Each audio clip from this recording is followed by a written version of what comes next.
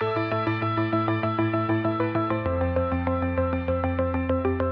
to the Adtech podcast special from ExchangeWire, a weekly deep dive into a pressing industry issue. Hello and welcome to this special edition of the Adtech podcast. I am Rachel Smith, ExchangeWire's CEO, and I'm joined here in our wonderful studio today by Baptiste Graffin, who is VP of Sales for APAC at Happydemics. Baptiste, welcome. Thanks a lot, Rachel. Really happy to be here. It's wonderful to have you on the podcast. We're super excited to be recording today in this beautiful studio setup that we've got here in Singapore. It's always a pleasure for me to come to town and visit people in the industry. So I'm really delighted that we could get this opportunity to sit face to face and have a good chat. So we're going to be talking today about the importance of brand building in marketing and advertising today. And specifically, I want to talk about this through the lens of this sort of slightly obsessive focus that we've got in the industry on performance. And where I'm going with that, just by way of providing a bit of context before we dive in, is that if we look at the industry over the last sort of 10 to 15 years, you know, we look back to the early days of real-time advertising and reflect on the sorts of, you know, programmatic tools, technology, and also sort of techniques that we were using in the early phase of this modern world of advertising and marketing. I would say that, you know, marketers and advertisers weren't anywhere near as challenged as they are today to prove the value of their advertising investment. If we think about it, you know, data privacy wasn't as much of a requirement. Consumer control wasn't necessarily always at the forefront of marketing and advertising.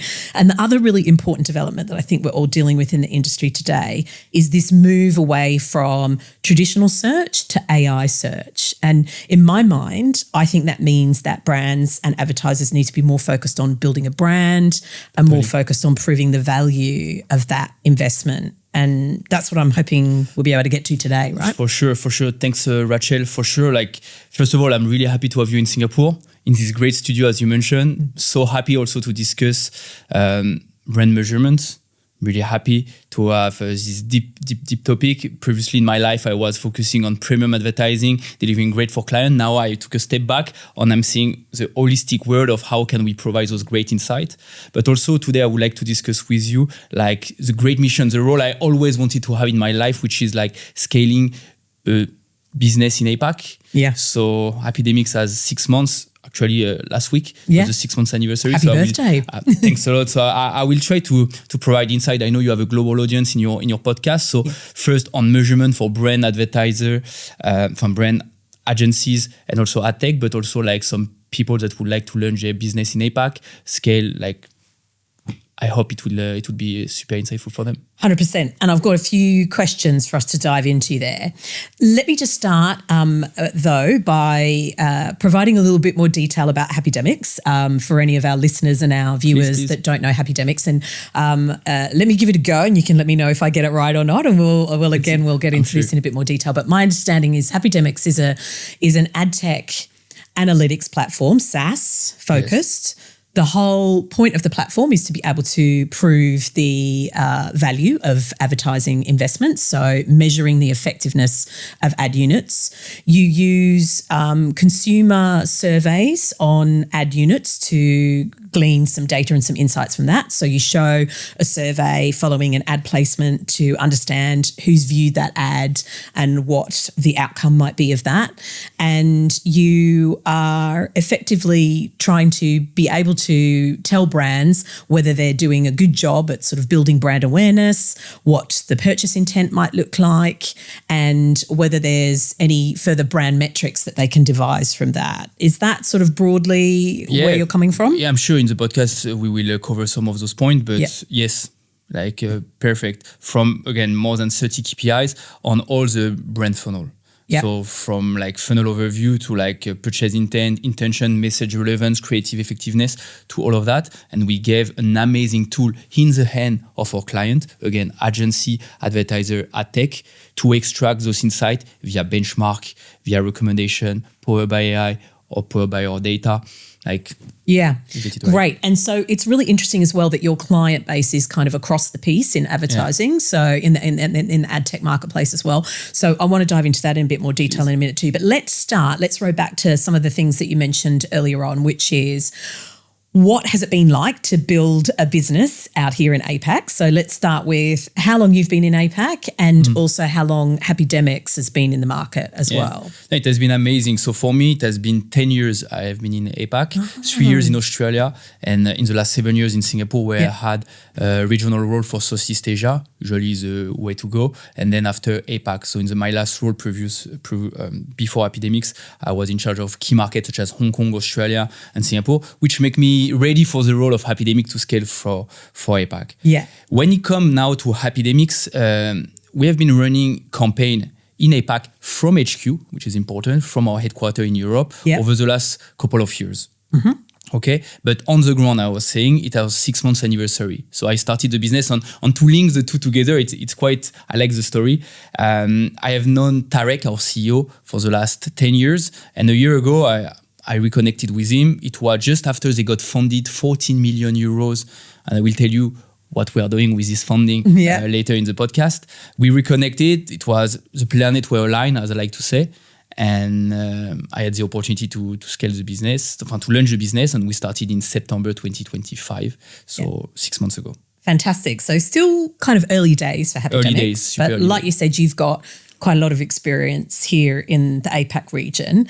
What would you say are some of the sort of key things that you've needed to have a strong focus on in order to kind of build and scale a business in APAC? So, 6 months, not very long into the journey, but you will have learned quite a lot from the previous roles that you've had based here in Singapore, but also out in Australia. Tell me some of the key things that you think are needed in order to scale a business in APAC specifically. No, for sure. So first point, and I discuss often with my friend in the industry or even in other SaaS business that have the same type of role as me. The first thing is to make understand the HQ that APAC is different. Yeah. Different in terms of many things. Deal cycle, like budget, average basket, retention, so many metrics, and you need to make understand your HQ that we're in APAC. If you are super successful in Europe, in the US is great, but please don't expect the same velocity in APAC because it's totally different. And kudos to Happydemics here. They have been so humble, so helpful, so willing to provide me local support since day one. So that I'm really happy. So that I will say for every entrepreneur that are sent from HQ to scale a business, or someone that pick up a business here from scratch, that is really key. Yeah. Then after coming to like the pure business, I have a clear go-to-market. APAC is not a region like in Europe where kind of every market are kind of similar, or US, which is a big chunk. So many sub-regions. So really important to have a clear go-to-market and stick to it and be agile. Of course, for instance, we focus for us Southeast Asia hub, Australia and North Asia. We saw a lot of more traction in Singapore because I'm on the ground, and in Australia. So for instance, we deprioritize a bit North Asia for the moment. Yeah. So we believe that. Then, of course, you copy what works in Europe. ICP, Adtech, agencies, brand. I double down on that. Yeah. I will add also, that's my special one, quantity. I think when you start, you need to do volume. So I did, 200 meetings in Q4. Like just to gather the information gathering, exactly, getting to meet everybody, what they like. Because yes, we run campaign from HQ before, so there was traction. But usage, it's a word that I'm gonna mention today a lot. Will they use it in the long run? Are they willing to sign? Are they willing to commit? So that is really important. Then of course it picked up. We signed more than 12 logo in the last 6 months. So we started to recruit. First month for our new joiner today, actually. And we plan for more recruitment. And some markets such as Australia and North Asia and maybe Japan, where we know there is traction. We signed deal there, but we are not yet physically. Maybe, maybe advisory for a few months, maybe recruit someone there. Work in progress. Yeah. So agility as well. I haven't mentioned it, but it's really key. From 1 week to another, some little detail can change, which is important for the business. So be agile and keep focus. Yeah, that's a really interesting list of things to have kind of front of mind if you're building and growing a business here in APAC. And I think you've summarized it really nicely, right? That, there are all these specific detailed metrics that you need to understand about what your business will look like when you're trying to, deliver things here in APAC on the ground. It's not going to look the same as in other markets. Like you said, you gave examples of things like basket size, etc. We often hear that that's one of the key sort of challenges that some international businesses in Adtech have when they come into the market is, the value of the transaction isn't quite as high as it is in other markets. Well, no, it's not, but that's integral to doing business here. You need to understand that, and you need to learn, how you can build your business considering that, right? So, those are some of the first hurdles. Then the second thing that you need to really wrap your head around is kind of culturally what it's like to do business here. You're talking about a number of different markets that are, culturally different. There's not just many languages, but there's also many different approaches to the way to do business. And your kind of strategy of entering the market and meeting as many people as you possibly can to start with must have been a good way to wrap your head around that, right?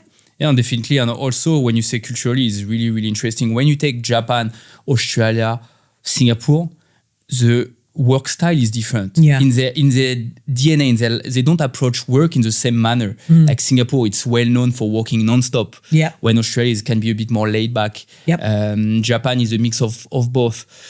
It's really interesting. There is language, obviously. There is maturity on some topic.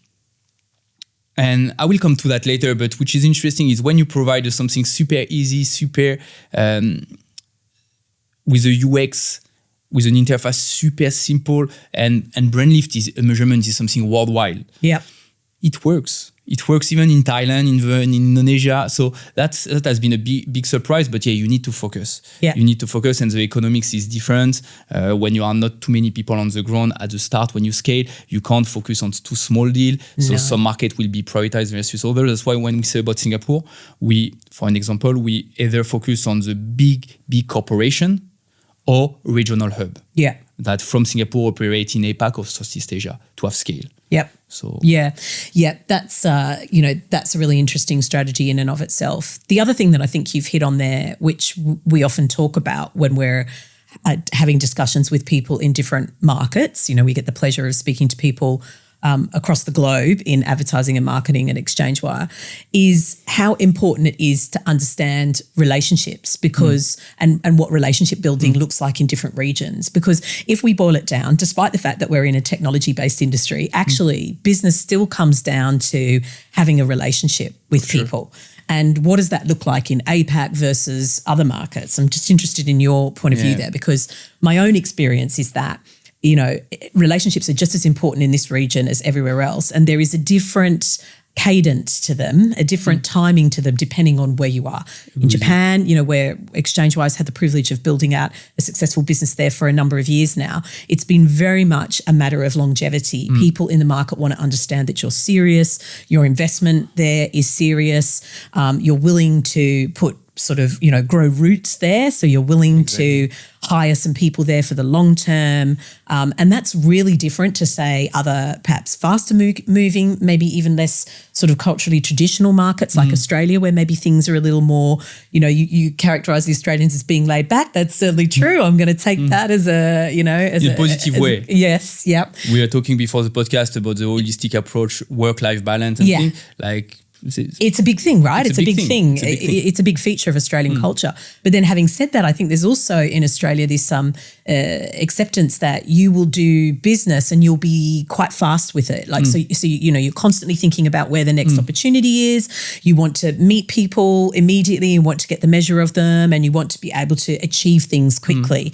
So have you found that some of those cultural nuances are really important to take into account? Yeah, for sure. And when you just bounce back on what you say about Australia, definitely like the word onshore being onshore for Australia, it's important. That's why we are looking at it, because we have traction, we have business there already, but we want to scale.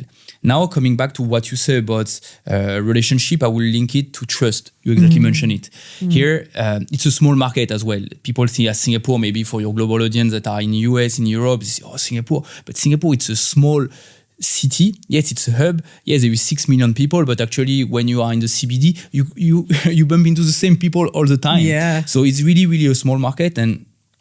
And you asked me a question about comparing against another market. I never work in the US, but if you ask me to compare, I will say in the US, it would be, let's go, let's try. I put my credit card, I buy. Let's see, let's extract insight. If it works, it works. Transactional. If it doesn't work, it's fine. At least we try. Thanks, Babs, let's do it. Where I believe in Singapore and in APAC, it's like, it takes time. Build the relation. I've been lucky. I've been here for the last 7 years, so my work has been recognized, etc. I'm grateful for that. But yes, he's serious. He's doing this. He's doing that. Okay, let me introduce him to my peer, to my decision maker in my company. Yeah. Then and they won't take risk. The budget, like the package. If you speak about SaaS, the package they need not above, not too bad. No. Maybe a bit lower versus again, maybe other market, it will be, let's do it, let's try. And we'll find a solution, we'll figure out. So really, really about connecting with people, being on the ground, being here. And that I think it's Australia, Japan you mentioned, all the Southeast Asia market, North Asia, all APAC. I agree. And the other thing I've always found as well is that people are extremely warmly welcoming, I think, in this region when you do make an effort to be in person, come and, launch your business here and try to understand, the local market and try to understand local customs and cultures. I think people are always very appreciative of that effort, and I think it will show in the long term. I'm going to change gears a little bit. Let's move on to Happydemics as a product, and a little bit more of a discussion about brand lift, how important that is for brands. So tell us a little bit about what the product does. I gave a little bit of a summary, but you tell me what the product does. And I guess I want to understand how you've helped specifically brands and agencies get to grips with, sort of proving the value of advertising investment. Okay, so Happydemics is a SaaS brand lift solution where we can measure all the part of the funnel via more than 30 brand KPIs. We deliver our survey in the open web, and we target real exposed user from the advertiser campaign. Why this is so important? Because we want to provide fresh and spontaneous insight, no bias here. And we give them access, again, brand, advertiser, Adtech, to this platform to extract all of this. So because of that, they are able to measure holistically. That's why I mentioned a lot at scale in my day-to-day pitch. At scale because the product has been built for those high CP. And at scale means for us, no problem of geo. No issue of local language, especially in my region. So I'm glad when I do transactional collaboration with Thai, Vietnam, etc. I need that Japan. No problem of channel. That's the problem of our era. It's a product made for 2026 and after. Like when you have a CTV, when you have dOOH, when you have influencer, when you have the LLMs. Like brand want to, they are jumping on those opportunity to test it, but they have nothing to measure. So we help them to measure everything they do in terms of media campaign and give them the best ROI possible for them to optimize better. So that's what we do.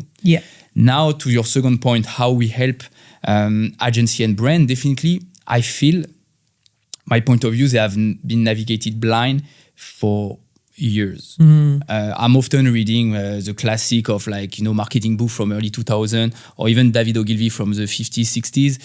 Brand building was here, so it's not something new. But I feel in our microcosm of digital over the last 20, 25 years, we have been focusing on other metrics that are relevant, don't get me wrong. They are relevant, but I feel if you take a pyramid, brand lift is at the top. Also metric again, message relevance, purchase intent, brand recognition, brand attribution at the top. And all those new metrics that have been flourished over the years, attention, viewability, click, impression, are important, but are more transactional and are below the pyramid, not at the top. So what we are trying to do definitely is bridge a gap, giving them more clarity, remove the fear of and if I give you some example in Southeast Asia or APAC, it's so breakdown, so many variables, so many markets, so many language. I feel some brands want to do something. They see all of that. They got scared. They have anxiety because everything goes too fast and they drop the ball. They don't measure. we want to provide something simple for them. Yeah. I mean, it's what's really interesting about that is, as you described, as you sketched out that pyramid, the idea of brand lift being at the top of the pyramid, other metrics, especially some that have become very popular, in a sort of environment where data privacy needs to be preserved, and an environment where, rollback, say 2 years ago, we were all very obsessed with cookie deprecation. Obviously, whilst that's not a burning issue anymore, we know that we can't rely solely on third-party cookies, even in an open web environment, because of data privacy concerns, because of consumer trust and control. So bearing all that in mind, other mechanisms for measurement have become increasingly popular, like attention, like viewability. So being able to thread all of that together and add the brand lift angle is presumably giving a lot of brands and marketers more confidence and also more insight into where their investment is going. Have you noticed that brands and agencies are doing anything different as a result of this? I mean, that might be difficult for you to answer, but if you think about the popularity of the measurement tool and of the product as you're, expanding here in the market, can you see that maybe brands will use this to perhaps invest differently in the future? And I guess the reason I'm asking that is because you also mentioned it's cross-channel, and we know how important that channel variability, if you like, is becoming for brands and marketers. It's no longer the case that you can just put all of your investment in one channel, right? You need to be agile, as you mentioned earlier. So can you see a way to brand lift studies helping brands be able to do that, make decisions in a slightly more agile framework? Yeah, it's moving. Definitely it's moving. I think because of AI, probably some faster use tasks are now easier to do for everyone, for brand and agency, so they have more time to focus on certain topic. For sure, we are talking about adoption just before. I'm speaking with all the different ICP I mentioned earlier in different markets, and there is interest. Yeah. For the question before, you asked if we help already agency. We recently helped one of the biggest agency to win a pitch on a big logo in Thailand recently. So I can't reveal yet the name, but it will be done soon. Yeah. For dOOH. Yeah, right. So yes, definitely for influencer also big demand from Singapore. No way to really measure correctly this. So to reply to your question, I would say, if I do an analogy, you don't take your car when you don't know where you go. You don't drive around. You need to have a clear GPS. And I think brand lift is definitely a topic that every single conversation, even before I joined Happydemics, I was hearing more and more and more and more.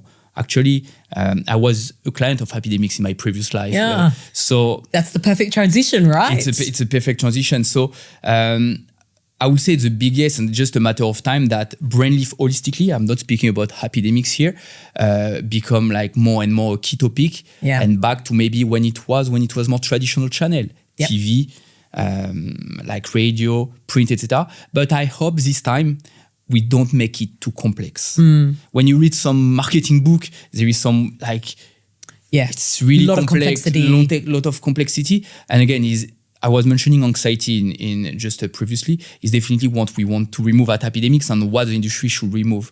If you want your media planner to plan accordingly the campaign, or you want to have something simple, something they can plug and play, something where they can focus their time on extracting inside value to optimize later on, and not understanding every single word of the platform or of the process of the methodology, you know what? Yeah. So that's my point of view. Yeah. And I think that's a very important point. We've often talked over the years about the, opaque nature of a lot of Adtech tools. We know that brands and marketers in particular, and their agency counterparts who are, acting on their behalf and have them as clients are desperate for this sense of transparency across the entire advertising chain. And in order to really have that and understand that properly, I think you just naturally gravitate towards more simplicity. The more complex the tool, the more likely that there's going to be some kind of, additional fee baked in there, or something that you don't necessarily, that you're not even necessarily using. So I think the idea that you are trying to deliver the market something simple that can fit into an already existing perhaps suite of, tools that a brand might use to prove the value of their investment is fantastic, right? And I guess just again, taking it back to, how we introduced the podcast today, what does it do from a sort of performance angle? Because we know that the industry is still really focused on performance. Do you think brand lift helps brands understand perhaps what performance metrics really matter? So rather than becoming obsessed with maybe some of the old metrics that we've been using and applying, some of which maybe don't work as well in certain environments, are we potentially seeing an opportunity here to change the mindset around performance? Performance doesn't necessarily have to equal the sorts of metrics that we've been used to using. Yeah, in Europe, we say, at least in France, all the way lead to Rome. All the roads lead to Rome. Exactly. I think in our industries, it should be all the way leads to branding. Yeah. And then performance in one of the metrics that are really important. But you're going to have good performance and good sales if your message is great, your message relevance is great, if your creative is great, if you're, so I think it's how we can help definitely to link this to the ultimate goal. Now, when it comes to, and I hope it changes, and I think it's changing already, at least for some of the key advertisers. When, again, in my previous life, I was receiving, in the last 12 months, when I was receiving some brief, it was definitely focusing on having a brand lift, having those type of measurement in the campaign, and part of the budget were already allocated to those measurements. So I think it's quite positive. And then after, it is if brand does that, agency want this, and Adtech vendor want that. So first, now when it comes to pure performance, other type of performance, but still performance, when we link to Happydemics, we ask Forrester, the global research and advisory firm, to commit, we commission them for an audit on Happydemics, because we always speak about third-party measurement, and we want it to be measured as well in a holistic manner. Pure performance, when you extract some insight, and I hope maybe we can put the link to the research in the podcast description. Definitely, we can see that usually when leverage a platform such as Happydemics, and Happydemics especially, advertiser and agency and Adtech player earn 6 times versus working with a simple brand lift provider. They are able to re-engage 50% of their new clients. And on the higher spender, they get 20% uplift in terms of budget. So that, for me, when we speak about performance, that's the true performance that advertiser, because it's ROI, especially in our era where you had unfortunately laid off because of AI. You have more and more content made, and you need to show to your hierarchy that it's performing. That, for me, is a real performance that resonates. Yeah, because you can do better and more if you measure correctly. At least you have, coming back to my first word in your question, coming back to navigate clearly. Exactly. As you mentioned, one of the problems that, you're looking to solve here is this notion of brands operating blindly. So you're giving them more visibility, enabling them to make clearer, more structured decisions. So just digging into that again in a little bit more detail, with a focus on some of the key features, I suppose, of the platform, and why maybe what you are doing is a little bit different compared with some other peers in the industry. How important are some of the key features of your platform to clients? So I'm thinking about things that, you sort of mentioned speed of being able to produce some insights, perhaps volume of data in order to scale some of these decisions that brands and advertisers might be making across platforms. What are some of those, some of those key features that you're able to provide? How important are they to your clients? And maybe you even want to mention some of your Adtech clients as well. And how does that sort of differentiate you from some of your peers? Okay. I will break it down in for the different ICP we have. So for instance, if we take brand, the most important is for them to have a unified methodology. They were lost, again, especially when there is new channel coming in. So we have a unified methodology of ad recall, and we can retarget real exposed user across all the channel. I will say that we also developed a proprietary matrix called Impact Score, where an advertiser can simply compare holistically multi-channel campaign to the next one, to be able to see how it performs.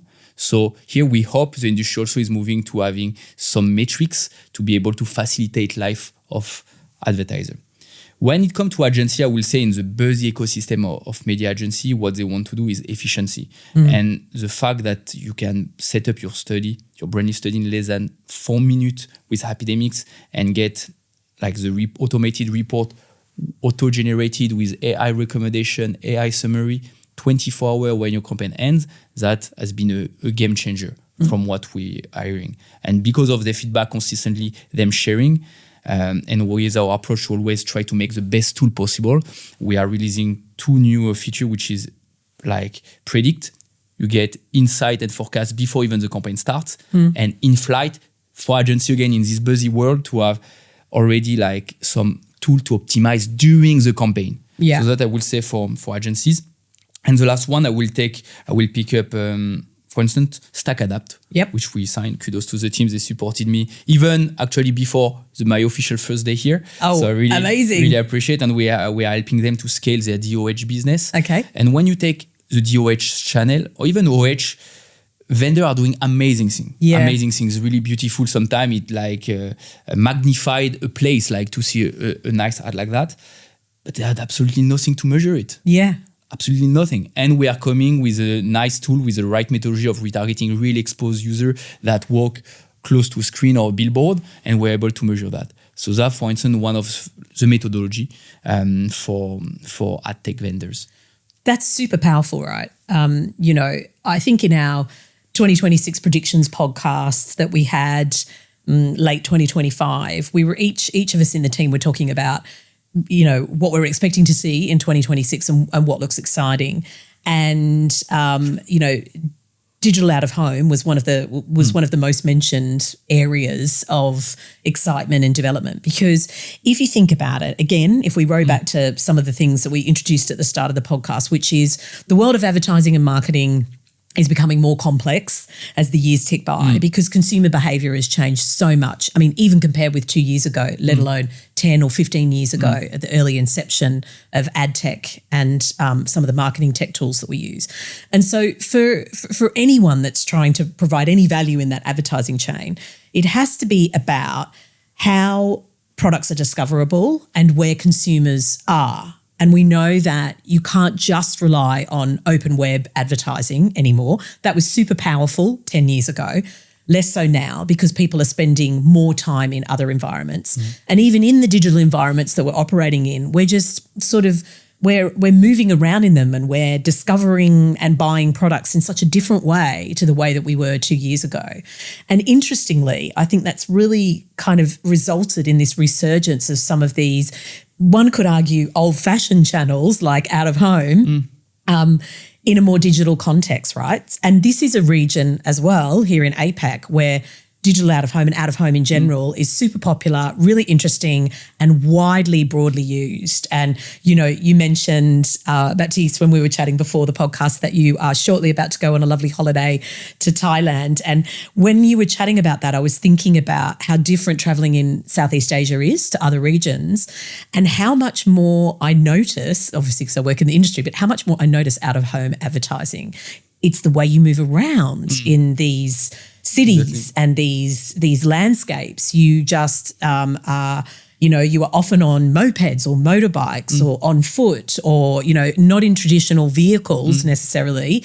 And even if you are, you're just noticing advertising in a completely different way, And so that's a hugely impactful channel, and it's really exciting to hear about what measurement might look in that channel. So very exciting things, right, coming forward over the next 6 to 12 months. Yeah, and just on that, I think at Happydemics, holistically, dOOH is our third channel, the most measured in APAC, number one. Yeah. Number one, and I'm not surprised. I'm focusing on those type of clients, and I hope in the next couple of weeks, months, we will have some case study to release to like show the world how we do it in APAC, focusing in APAC specifically, from Japan to Australia to Thailand, Bangkok, one of the biggest city for dOOH is booming over there. Yeah. So no, really, really interesting. That's really exciting. We'll be really interested to hear about that in more detail as that unfolds and starts to get a bit more sophisticated. Just resting on APAC specifically here, let me ask you another couple of questions sort of relating specifically to the region. We have often thought of APAC through a global lens. We've often thought of APAC as perhaps not having the same levels of maturity concerning data. Do you think that's fair? Do you think that's really the case anymore? Maybe things have changed. And just from your perspective, because what you're offering, relies on data and gathers data and feeds data back to, brands and advertisers that are using, surveys on ad units. Are we seeing an increase in data maturity here in APAC?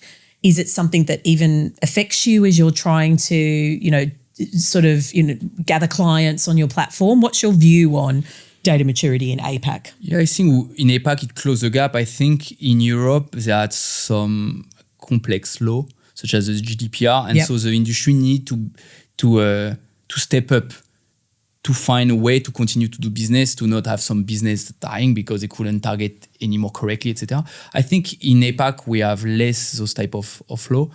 For the fun story, I'm not sure it's too fun, but when I joined one of my first week or second week on a Friday afternoon, Singaporean time, I needed to do like a 5-hour GDPR course because we are a French company, so European. So I need guided to be by those laws. Exactly, we are guided by that, and we respect it. It's important. I think it elevated so many topics and elevating in a positive way so many business because people need to think about it, etc. I think here, which is great, is we care about data. People are really focusing on the right data. Of course, if you speak with an advertiser and agencies, still want to target the relevant person and have the good performance. But definitely, I think it closed the gap. And if you take Australia, I would say Australia is more mature than many European market. Actually, when it comes to many topics, data, programmatic back in the days, they were really advanced. CTV adoption, really huge. dOOH as well. So no, I think the gap has been closed, and also more agile, more flexible. So maybe more creative, and maybe there is more leeway to do some kind of targeting, something. I would say. Yeah. The other thing is that, it kind of strikes me that in an environment where you're perhaps not as constrained, shall we say, by legislation as you might be in other markets, the US increasingly, certainly Europe, the UK, where they pretty much mirror the EU laws around data privacy, and also even Australia, as you rightly pointed out, is a good example of a very mature market in many respects, and they've got quite strong data privacy legislation there too. So in an environment where you're not necessarily guided specifically by having to deal with those legislative controls, you actually have more of an opportunity to sort of prove the value of some of the data that you can return to your clients using your platform. And it strikes me that that's probably a good selling point too, right? Which is, we don't need to be doing sort of privacy first advertising because we're told to do it. We need to be doing it because it's better quality. As we've been talking about this in the industry for years, and you've mentioned it already yourself, at the end of the day, performance follows quality. So actually, if, another reason to be looking at specific types of measurement tools that give you some kind of data output and insight is that it's going to improve the quality of your advertising units, right? And performance will follow that. So it strikes me that that's an opportunity for you guys here as well. Definitely, we are guided by GDPR. So everything they release, we respect that. We don't. We're able to retarget really exposed user from what we call our universal pixel, and we have different methodology. When it comes to dOOH, we work with POI, so point of interest. It's just the latent longs of the screen and billboard. When it comes to like digital channels such as CTV, digital audio, online video display, we use like a tag, like a pixel that the brand or advertiser can set up, the brand or agency can set up in the DSP. So we respect all of that. But after, when we got the answer and the insight from the respondent, everything is anonymized, and we are not reselling this for like the advertiser to retarget all those 500 respondents that love my brand. Can I use this data to retarget them with my new chocolate bar? No, we don't do that. So we really respect it. We anonymized, and it's only for like insight and benchmark purposes. So that's really important. And to take a step back on your point, the goal is we don't want to advertisers which have so many things to think to give them a tool where, again, they need to struggle or, wow, does it respect this, does it respect that? We do this job for them. Everything is blended, everything is clean. They just need to set up their campaign and I hope with AI soon, they will need to do even less things for the setup, which take only 3 minutes, but just focus on extracting the benchmark and do it better. Yeah. That's it. Yeah. Really, I want the complex stuff, for us to take care of. You guys, plan your campaign, extract insight, try to get better performance. Yep. So that's the mindset. Yep, that makes sense. Let's move to sort of pondering the future a little bit then. You've already mentioned, obviously some success that you're already having here in the region with various onboarding of clients. You've also mentioned, that you're expecting dOOH and OOH to be growth areas for the advertising industry in general, and areas where you'll do well with your measurement solution. What other challenges that are facing the industry at the moment do you think you'll be able to kind of provide brands and advertisers with a good solution to sort of deal with? So we've already talked about data privacy and sort of consumer control, but here I'm thinking about things like the move from traditional search to AI search, which I know is all very future focused. We're all kind of waiting on the hot seat, expecting LLMs to start showing advertising any minute now. But also I'm thinking about things like signal loss from a kind of publisher and media owner point of view. Are there ways in which you think the measurement tool is going to really assist sort of all corners of the industry to deal with some of the challenges that we need to overcome in the coming 12 to 24 months in the industry? No, excellent question. For the LLMs, we have started conversation with some of the big players to see what will be happening, because again, that will be a massive gap. Yeah. If like traditional measurement tool can't measure the new channel, what's the point? What's the point? Again, it will create a gap where there is no unified methodology. Yep. And the brand gonna give up, say, okay, I can measure my social, this and that, and I can't do it. So that we kick off conversation. So build still the same mindset. The North Star of Tarek, our CEO, our product team, our like leadership team is, in a really humble way, take all the feedback and let our engineer, I mentioned at the beginning, the 14 million euro funded end of 2024 now, we recruit 30 engineers, I think. So build the best tool. Not think we are the best, but always improve from feedback we receive from the industry and close the gap, having those conversations with the Netflix, the Amazon, the Google, the Meta, the LLMs, the Anthropic, the OpenAI, all of that, and see what we can do, improve. Omnichannel is a big thing. We are doing, for instance, at the moment, multi-channel, which is rare. But now, how in the future, when you can track even better behavior, how we can, for instance, measure accurately that Kevin, that has been exposed with dOOH when he was walking to work, and during lunch he was watching like a replay on the CTV, and at night he read newspaper and he have seen a display banner. How like we can measure accurately based on his time consumption on this channel. Like there is no perfect tool. And we are trying to improve that. Yeah.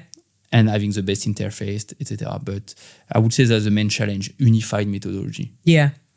That's really interesting that it's definitely what you're working towards. The agility, the approach of being agile is obviously going to help you with that. Other technical sort of developments in the industry over the coming kind of 6 to 12 months will no doubt help with that. As I said, we're all waiting with bated breath to see what advertising in an LLM environment will look like. It's a huge opportunity. Let's now, I'd like to just understand your perspective if we go back to where we started at the beginning of the conversation, which is the importance of brand and brand building and brand recognition for brands. What do you think that's going to look like for brands over the coming sort of 6 to 12 months? You're already sort of setting the stage here for being able to sell your solution in on the basis of, you don't have to operate blind anymore. We can give you something that will give you more granularity and provide you with some data to prove the effectiveness of your advertising. But where is brand building going, do you think, over the coming 6 to 12 months? I think brand building, I hope it will realize that what we discussed earlier, that it has always been here and it's really important. And especially with AI producing more content, as I mentioned, the layoff need to show like more ROI, to have those brands working with third party. I haven't mentioned that today, but I find that if you do some parallel with other industry, if you take finance, like a finance corporation doesn't audit its own report. They work with third party. I find that quite interesting in our industry, that I understand the purpose, like some vendor measures themselves, etc., because they want to provide additional metrics. Yep. But if you, my point of view here, if you want to take things seriously to the next level, I think you need to work with a third party, and your own budget, if you are Adtech or agency or advertiser, it's your budget, allocate, and usually you are reading between 5 to 10%, like in measurement tool, third party to be able to have an agnostic reporting. So that I hope, that's my wish for the year, that will be more and more the case. Which again, if you look at Happydemics, but I believe also my competitors, there is a growth in this industry, so which is benefic for everyone. Yeah. And I hope as well, advertiser and agency, they will have more time to focus on what matter. Imagine like if you take 10 years ago, like we were recruiting so many people to set up live campaign. Yeah. That like with all the It's a agents different world will be done. And I think it's for the better. Yeah. For the better, for the person that were doing that. I don't think it was, and I did that. One of my first 2 internship, I did that for some in agency and for network. Yeah. And at network. It's great, but you are spending your time to do like manual task, Yeah. even if it's on a laptop, without extracting really a lot of insight. I think now the beauty of the word is we will be able to really think deeper and have tools to help us to think and do meaningful job. Yeah. So I would say the game might evolve. The game, like the quality of work, we spoke a few times today about premiumness. I think the Adtech world will evolve, more sophisticated, more interesting thing. So that's my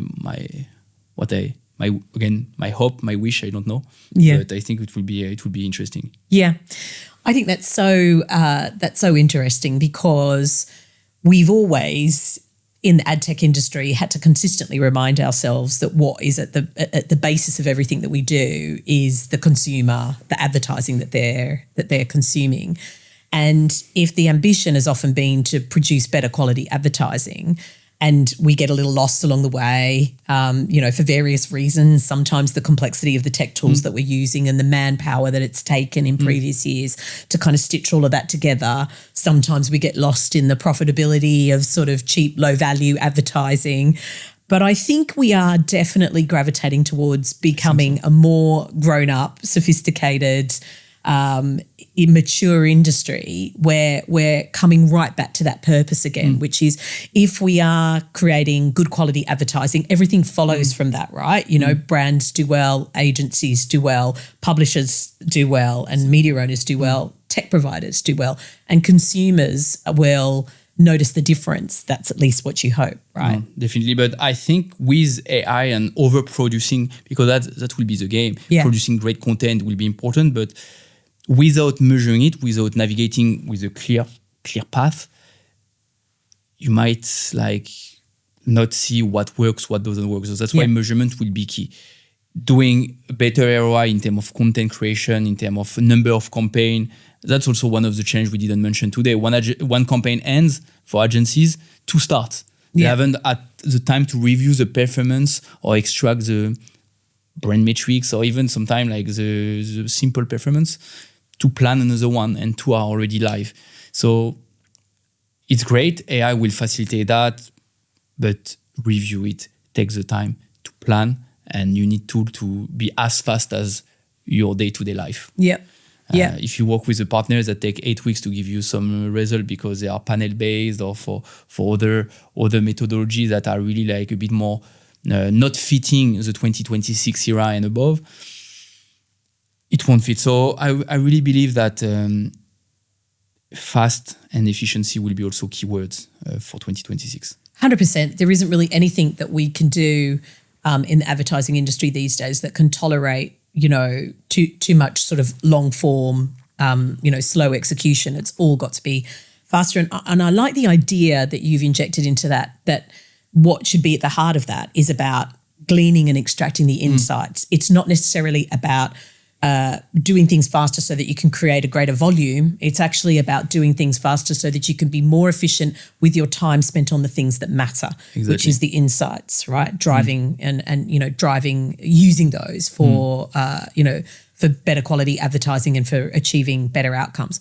I also like the thread that you've given us as well, which is that we've really got to be focusing on the outcomes. In fact, I'd say that's a bit of a highlight of the discussion in general, starting, right at the beginning with how you're building and growing and scaling a business here and how that's worked for Happydemics, who are a European company, which is you've got to be really firmly focused on where you're trying to go, right? Really firmly focused on the outcomes.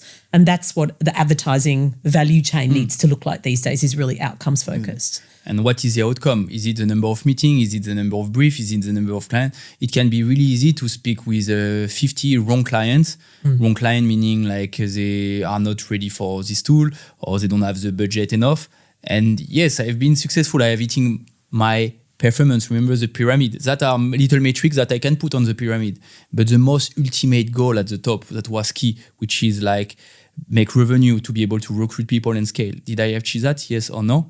If it's no, everything I've done maybe was incorrect. So that's why, and it's not a drama. What I love to speak about the journey. I think sometimes we are in this world, not the industry world, where it's too black or white. Oh, you do great, Rachel. Oh no, it's not good. I see more and more. Maybe I'm become mature now, but more gray, where we have tried.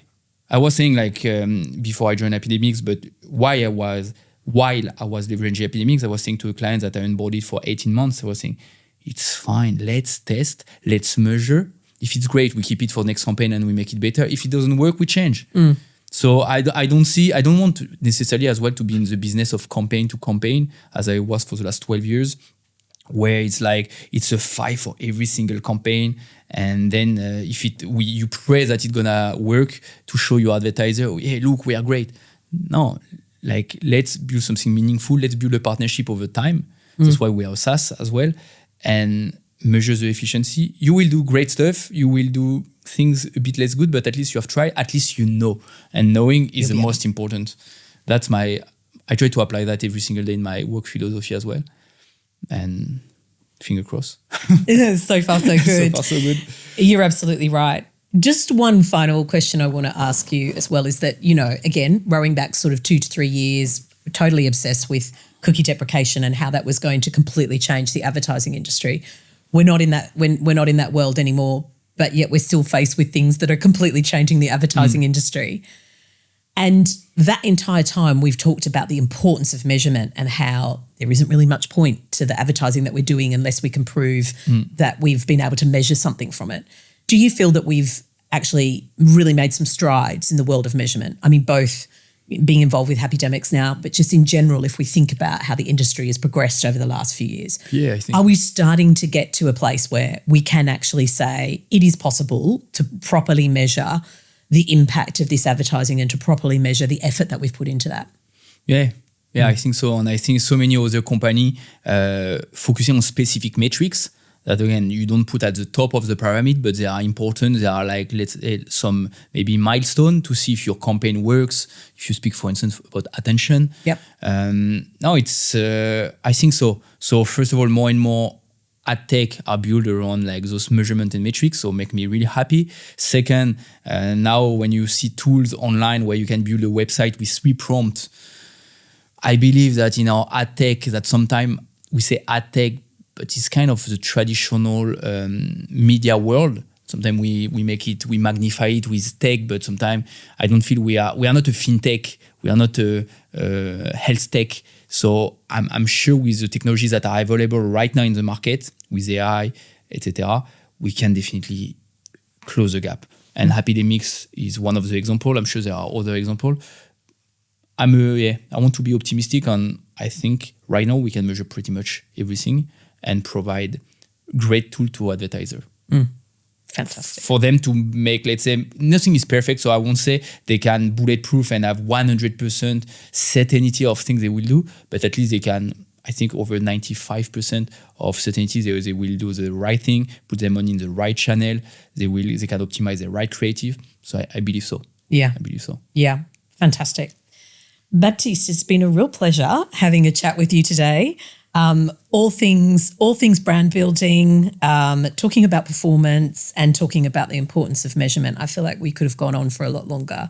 But thank you very much for joining the Adtech podcast, and thanks for your sharing your candid views with us. It's been great. My pleasure, Rachel. Thanks a lot. Not at all. And that was this week's Adtech podcast.